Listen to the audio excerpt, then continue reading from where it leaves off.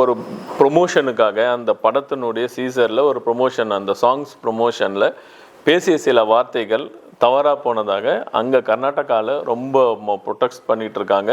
இந்த படத்தையே வெளியில் விடக்கூடாது அப்படின்ற மாதிரிலாம் நிறைய அதெல்லாம் பண்ணிகிட்டு இருக்காங்க. கர்நாடகாவில் இது ஒரு பயங்கர டிஸ்பியூட்டாக வெடித்து ரொம்ப அப்போஸ் பண்ணுறாங்க.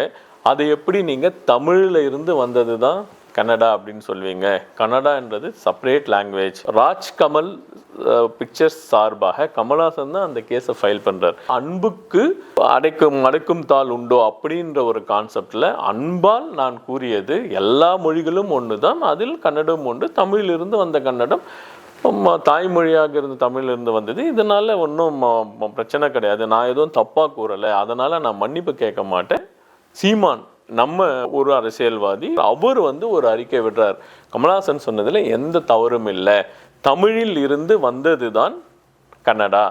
கன்னடாவும் சான்ஸ்கிரிட்டும் மிக்ஸ் ஆனது, தமிழிலிருந்து பிரிஞ்ச சான்ஸ்கிரிட்டில் பாதி கன்னடா இருக்கிறவங்க பேசுறதுனால அது தமிழிலிருந்து வந்த தாய்மொழியிலிருந்து வந்த லாங்குவேஜ் தான் கன்னடா அப்படின்னு இவரும் சொல்கிறாரு. அவருக்கு கமல்ஹாசன் மன்னிப்பு கேட்க வேண்டிய அவசியம் இல்லை, நான் கமல்ஹாசனின் கூற்றை ஆதரிக்கிறேன் அப்படின்னு சீமான் சொல்றார். தவறுதலாக திரிக்கப்பட்டு பிரித்து கூறப்பட்டு அது தவறுதலாக ப்ரொபகண்டா பண்ணப்பட்டு விட்டது அப்படின்ற மாதிரி சொல்றார். அரசியல் பண்ணிட்டாங்க அப்படின்றார். அந்த நீதிமன்றமே சொல்லுது, திரு கமல்ஹாசன் ஒரு ஹிஸ்டாரிக்கல் ப்ரொஃபஸர் கிடையாது, அவர் ஒரு நடிகர், அவர் ஆர்கியாலஜிஸ்டா, உங்களுக்கு எப்படி தெரியும்?